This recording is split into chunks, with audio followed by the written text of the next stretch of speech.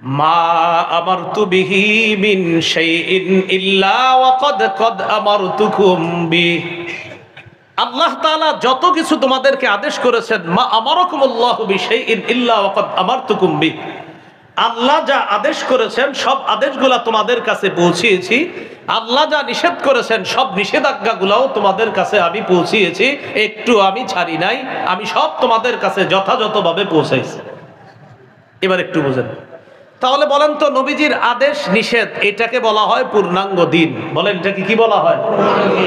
এই ব্যাপারে সূরা মাইদার 3 নম্বর আয়াতে আল্লাহ বলেন, আল ইয়াউমা আকমালতু লাকুম দীনাকুম, আজ আমি তোমাদের জন্য তোমাদের দিনকে পূর্ণাঙ্গ করে দিলাম। এবার বলেন তো নবী দুনিয়াতে রেখে গিয়েছেন শরীয়ত অপূর্ণাঙ্গ না পূর্ণাঙ্গ?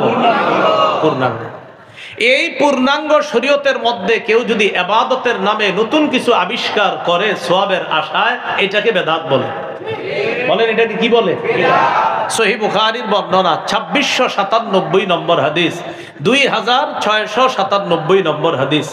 এই হাদিসের বর্ণনাকারী আয়েশা সিদ্দিকা রাদিয়াল্লাহু তাআলা আনহা তিনি বলেন, ক্বালা রাসূলুল্লাহ সাল্লাল্লাহু আলাইহি ওয়াসাল্লাম, রাসূলুল্লাহ সাল্লাল্লাহু আলাইহি ওয়াসাল্লাম বলেন, মান আহদাসা ফি আমরিনা মা লাইসা ফিহি ফাহুয়া রাদ্দুন ওয়া ফি রিওয়ায়াতিন মান আহদাসা ফি আমরিনা হাযা মা লাইসা ফিহি ফাহুয়া রাদ্দুন।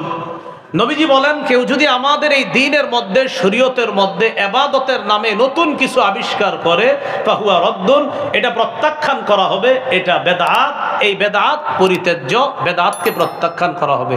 এখন এই জায়গায় যারা আছেন আপনারা, আমি যদি এখন বেদাতের কথা সামনের দিকে বলি, আপনারা কি প্রত্যাখ্যান করতে রাজি আছেন ইনশাআল্লাহ? তাহলে পূর্ণাঙ্গ দ্বীনের মধ্যে ইবাদতের নামে নতুন কিছু আবিষ্কার, এটাকে কি বলা হয়? আবু দাউদের বর্ণনা 4608 নম্বর হাদিস, এই হাদিসের মধ্যে আছে, ক্বালা রাসূলুল্লাহ সাল্লাল্লাহু আলাইহি ওয়াসাল্লাম, ইন্নাহু মান ইয়াইশ মিনকুম ফাসায়ারা ইখতিলাফান কাসীরা। রাসূলুল্লাহ সাল্লাল্লাহু আলাইহি সাল্লাম বলেন, আমার পর যারা দুনিয়াতে থাকবে তারা প্রচুর মতভেদ দেখবে। আমার পর যারা দুনিয়াতে থাকবে তারা প্রচুর মতভেদ দেখতে পাবে। নবীজি বলেন, মতভেদ নিরসন করার উপায় দুইটা, আলাইকুম বিসুন্নতি ওয়া সুন্নাতিল খুলাফাইর রাশিদিনাল মাহদিয়িন।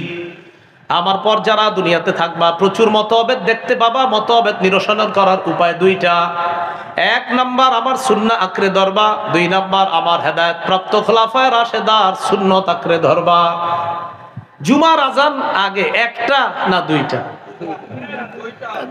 একদল বলে একটা, আরেক দল বলে কয়টা? দুইটা। আচ্ছা, নবী বলেন আমার পর মতভেদ দেখতে পাবা। আমরা দেখলাম জুমার আজানের ব্যাপারে এখন ঝগড়া হয়, একদল বলে আজান একটা, আরেক দল বলে দুইটা। মতভেদ যে হবে কথাটা বলে গেছে কি?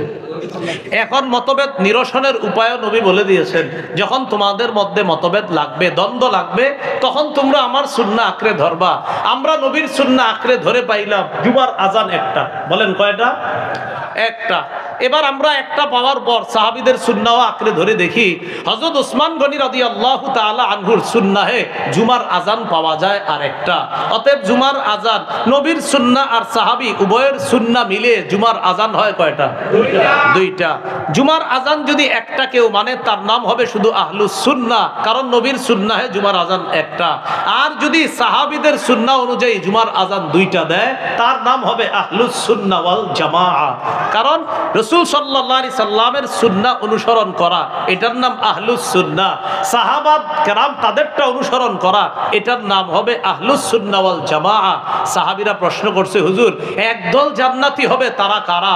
নবী জবাব দিয়েছেন, আমি যেই মত পথের উপরে আছি আর আমার সাহাবারা যেটার উপরে আছে, তারাই হবে একমাত্র নাজাতপ্রাপ্ত দল।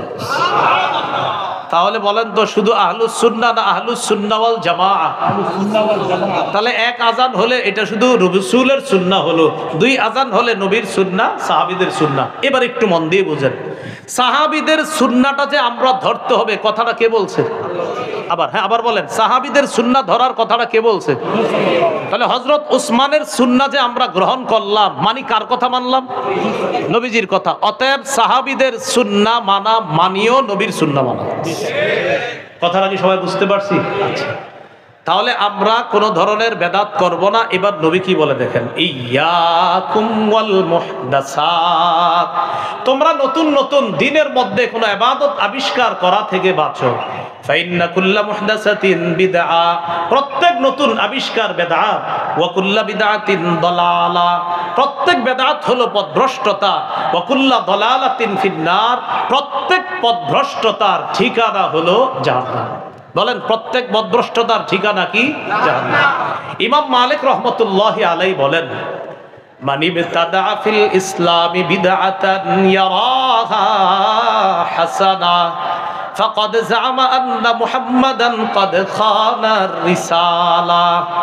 ইমাম মালিক বলেন, কেউ যদি ইসলামের মধ্যে নতুন কোন বেদাত চালু করে আর এটাকে যদি সে উত্তম মনে করে, কেমন যেন সে এই দাবি তুলল মুহাম্মদ সাল্লাল্লাহু আলাইহি সাল্লাম তার দায়িত্ব পালনে খেয়ানত করে গেছে, দুনিয়াতে দিন পূর্ণাঙ্গ রেখে যেতে পারে নাই, সে কেমন যেন এই কথা বলল।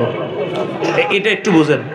অনেকে বেদাত করার পর ইমাম সাহেবরা আইসা মাগরিবের আগে আসরের পরে বলে, হুজুর আজকে জুমার নামাজে আপনি যে বেদাতের আলোচনাটা করলেন এটা বুঝছি আমি। বলে আইসা, হুজুর আপনি যেই জিনিসটাকে বেদাত বললেন, এই বেদাত করলে তো আমার চোখে পানি আসে। কি বলছে? বেদাত করলে আমার চোখে কি আসে? মানে জুমার নামাজে খতিব সাহেব আলোচনা করছে যে ভাই এই কাজগুলা বেদাত। এক মুসল্লি বিকালবেলা আইসা কয়, হুজুর আপনি যেই আমলগুলা বেদাত বললেন এইগুলা করলে আমার ভালো লাগে, চোখে পানি আসে। এখন আপনাদেরকে আমি কি বলবো, যেহেতু তার বেদাত করার পর চোখে পানি আসে, এখন এটা কি জায়েজ হয়ে যাবে?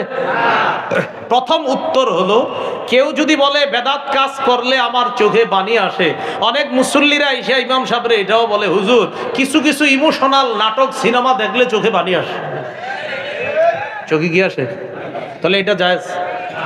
নাটক সিনেমা দেখে চোখের পানি জায়েজ? নাটক সিনেমা হারাম, এটা দেখে চোখের পানিও হারাম। বেদাত হারাম, এটার কারণে চোখে পানি আসলেও সেটাও হারাম। বেদাত এটা কখনো হালাল হবে না। এ হলো বেদাত। এবার আমার সাথে বলেন আমাদের দেশে কিছু বেদাত কবর কেন্দ্রিক, যা মানুষকে শিরিক পর্যন্ত পৌঁছায় দেয়।